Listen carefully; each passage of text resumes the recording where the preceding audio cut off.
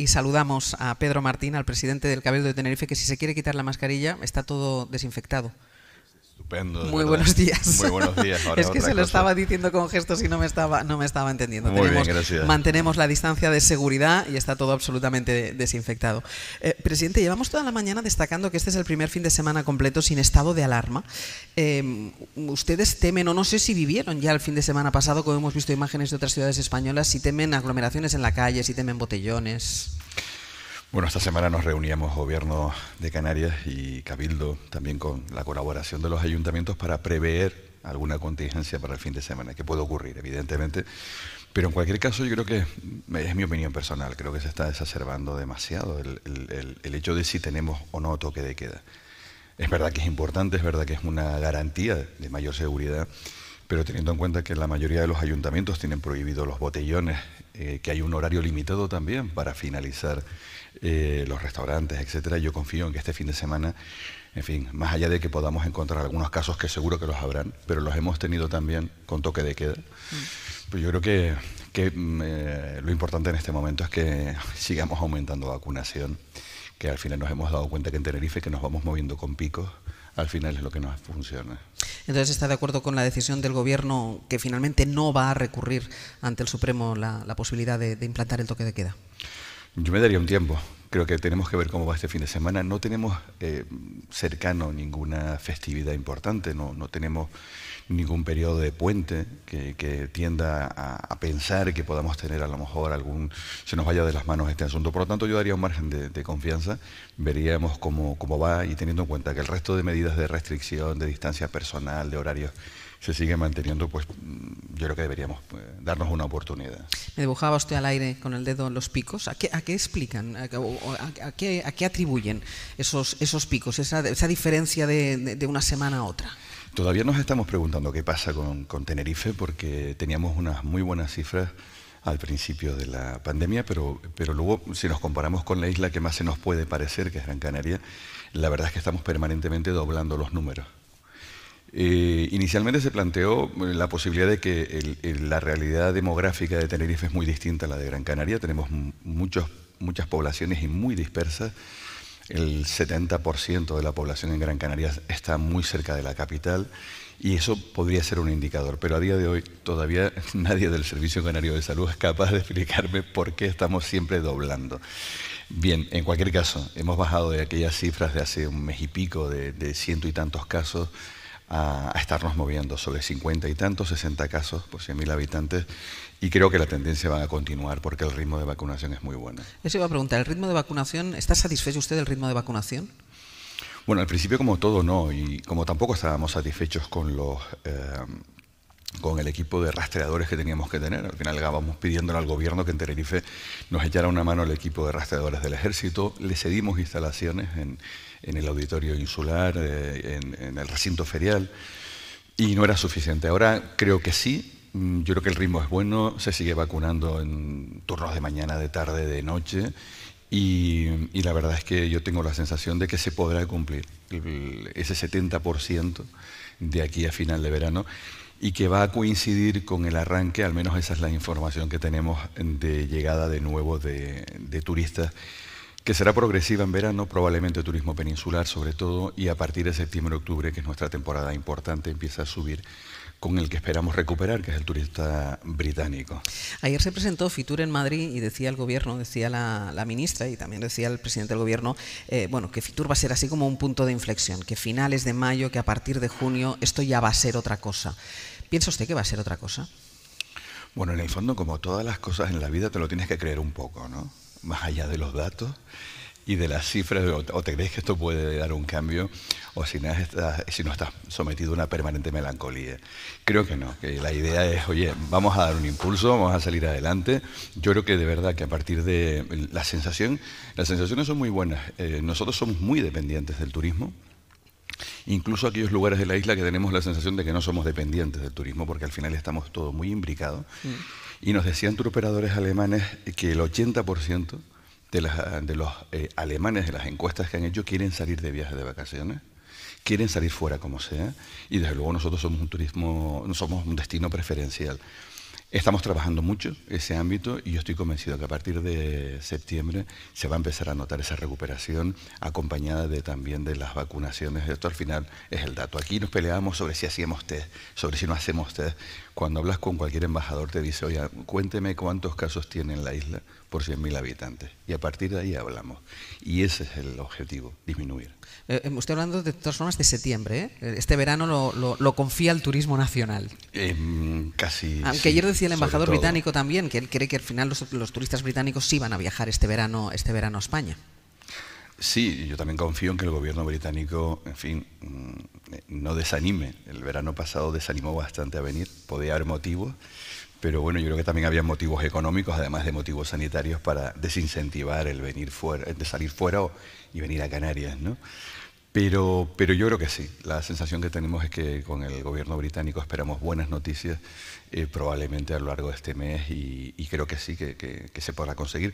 También me decía el embajador británico, oiga, mire, no solo somos nosotros, el gobierno de España también tiene que levantar las restricciones con Reino Unido. A ver si vamos. Estén contentos. Yo creo que sí, que al final lo conseguiremos.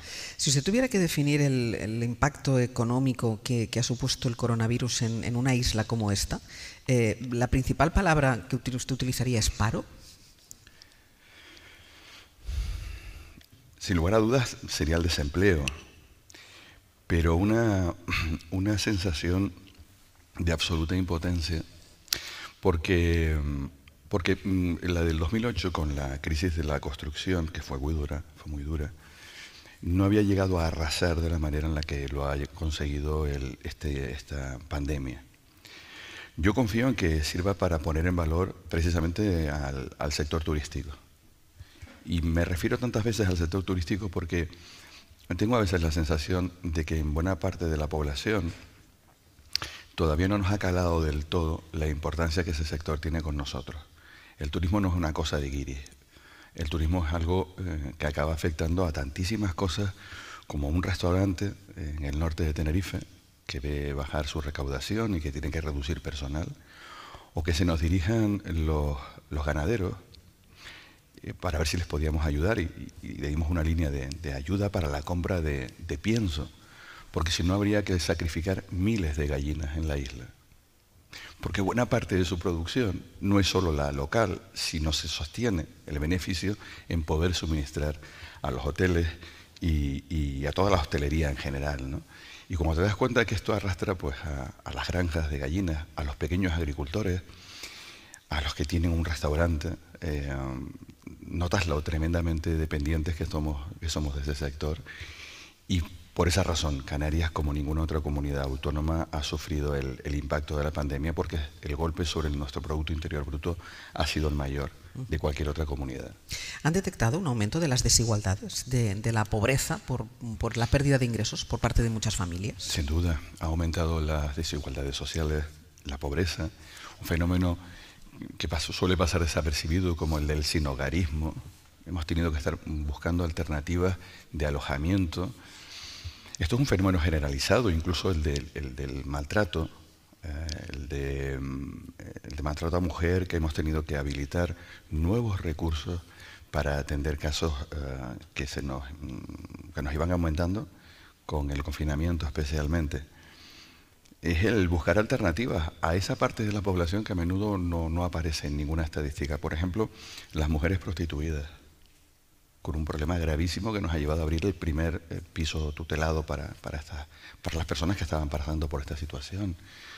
Es verdad que luego podríamos hablar de otros muchos sectores también muy golpeados por el desempleo, pero permea esta crisis de una manera que va llegando a cualquier rincón insospechado en cualquier otra crisis. Al menos yo no la conocía, viví la del 2008 y desde luego no fue como esta. Hablando de eso precisamente, de la transversalidad de esta crisis y de la dependencia. Usted ponía el ejemplo de los ganaderos, ¿no? De la dependencia, al final todo de una misma cuestión que es el sector del turismo. ¿Usted piensa que esta crisis servirá para demostrar los riesgos de la dependencia exclusiva de un sector? Sí, ese riesgo sí lo hemos tenido patente, pero yo no me gustaría usarlo simplemente como un elemento peyorativo. A mí me hacía gracia cuando me decían, oiga, Bueno, es muy fácil decir, un discurso que queda políticamente muy elegante, hay que buscar alternativas distintas y la diversidad económica. Eso siempre queda muy bien, pero al final se suele quedar en eso. Yo lo que decía cuando me planteaban hay que buscar un nuevo modelo. Miren, lo primero que hay que hacer es recoger el modelo que se nos ha roto e intentarlo volver a poner en pie, que es el modelo turístico que ha permitido un desarrollo en Canarias como no hemos tenido nunca, que ha permitido en buena parte también una cierta emancipación de una población que en el pasado pues estaba sometida a una situación desde el punto de vista económico muy complicada y de otras dependencias. ¿Que tenemos que centrarnos exclusivamente en eso? No, y tenemos que buscar otras formas de buscarnos el pan, no solo depender del turismo. Pero no es fácil en una isla con una dimensión muy reducida, donde buena parte del territorio, con mayor o menor fortuna, está protegido. Pensemos que Tenerife puede tener cerca del 80% del territorio con algún grado de protección, ya sea porque sea solo rústico, espacio natural. Eso al final limita las posibilidades de poder disponer de territorio para hacer otras actividades y te obliga a trabajar mucho en potenciar todo lo que tiene que ver con las nuevas tecnologías, con que aprovechemos las ventajas fiscales que tiene este destino, y ese es el camino también. Claro, iba a decir, no solo repensar si hay que depender tanto del turismo, sino a lo mejor repensar el modelo del turismo, ¿no? También, pero claro, porque al cuando final todo va por inercia, nadie piensa, bueno, como esto funciona, pues no lo vamos a tocar. Sí, vamos a dejarlo así. Exacto. Yo es que creo que como tantos otros fenómenos humanos, el turismo está en permanente cambio. No para. O sea, no puedes ofrecerle al turista lo mismo que le ofrecías hace 20 años. Hoy cada vez hay una mayor demanda de un destino que sea respetuoso desde el punto de vista medioambiental. El cliente se fija y tiene muy en cuenta a la hora de elegir un destino o incluso un hotel, cómo se produce la energía que se consume en ese hotel.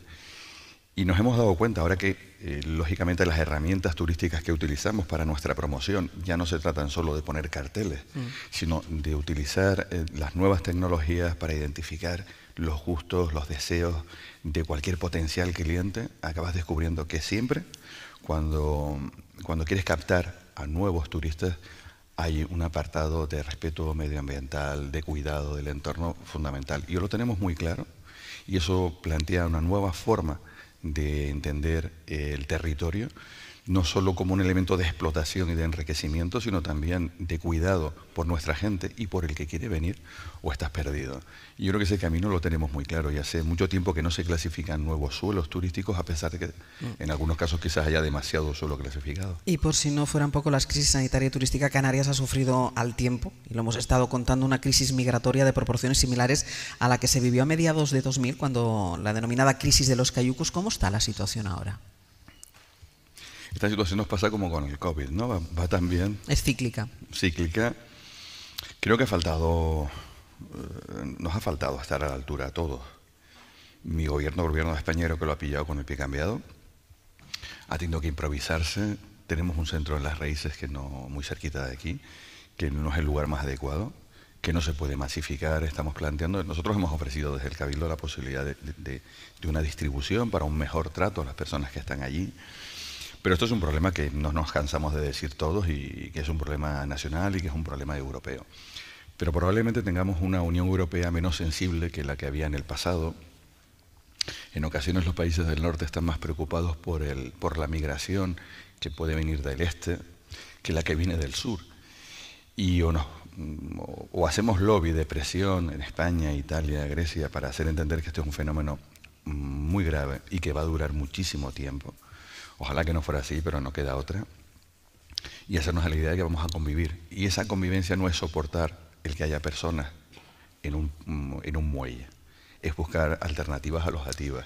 Es buscar soluciones para los menores, que es uno de esos asuntos también que nos preocupa. Nosotros tenemos muchos menores tutelados por el Cabildo Insular. Y nos planteamos que esto no es algo que está lejos y que está en Canarias, que esto es un problema de todos, o tenemos un problema con Europa. Cuando vemos imágenes o escuchamos alcaldes o portavoces políticos que se manifiestan en contra de acoger a estas personas o de abrir estos polémicos centros como Las Raíces, que usted hacía referencia, ¿no se acaba trasladando o no se está trasladando la idea de rechazo de la ciudadanía? Sí, y lo peor es que a lo mejor ese rechazo también lo produce la inoperancia política. Porque al final es fácil señalar a alguien y decir que este señor es un racista. Y bueno, y usted a lo mejor no se ha puesto las pilas para atender a las personas como es debido y para no propiciar que haya radicales y que haya oportunistas que quieran aprovechar eso para empezar a contar. Pues saben ustedes, a esta gente le dan más ayudas que a nadie. Tienen ayudas todos los meses y mientras que a mí no me dan ninguna ayuda. Y eso que es un bulo. Yo lo recuerdo de mi época de alcalde. Siempre me decían, le dan más ayuda a los inmigrantes. Y ¿cuál es la ayuda? Sí, se la han dado, me la han dicho a mí. Digo, no, mire, no, que esto no funciona así. Pero bueno, todo esto pasa porque al final tampoco tenemos una infraestructura preparada para hacerlo. Y es verdad que nosotros tampoco podemos dar cobertura a todo esto. Tenemos una isla con las dimensiones que tiene y con la población que tiene. Creo que hemos de ser solidarios, que hay que buscar alternativas, pero nosotros solos no podemos. Tenemos que ser solidarios porque simplemente por una cuestión de principios, ¿no? Una cuestión de ética, más allá de las ideologías. Pero además porque en Canarias no nos cansamos a menudo de recordar a muchos que todos venimos de un pasado de inmigrantes. Mi padre fue inmigrante en Venezuela y mi abuelo en Cuba. Pero es que esa es la historia de Canarias. Y eso hay que recordarlo. ¿Significa que nos quedemos contemplativamente diciendo, pues no pasa nada, vamos a coger y ya está? No, vamos a dar alternativas alojativas, vamos a atenderlo como lo que son personas. Pero vamos a pedir solidaridad también. Esto de ser europeos para ponernos una bandera llena de estrellitas y un fondo azul es mucho más. Y por lo tanto eso significa que tanto Península, que se está empezando a aportar, ¿no? Y está atendiendo ya y está empezando desde hace algún tiempo ya a recibir migrantes, como Europa han de contemplar que esto es un problema al que tenemos que irle dando solución y que tiene que estar metido en los presupuestos de cada año. Pedro Martín, presidente del Cabildo de Tenerife, muchísimas gracias y muchísima suerte. Muchísimas gracias, bienvenidos, encantado. Encantados de estar aquí nosotros, en este teatro que es como una pequeñita, una bombonera. La verdad que es encantador, ¿verdad? Muy, muy bonito. Muchísimas gracias. Estupendo, gracias.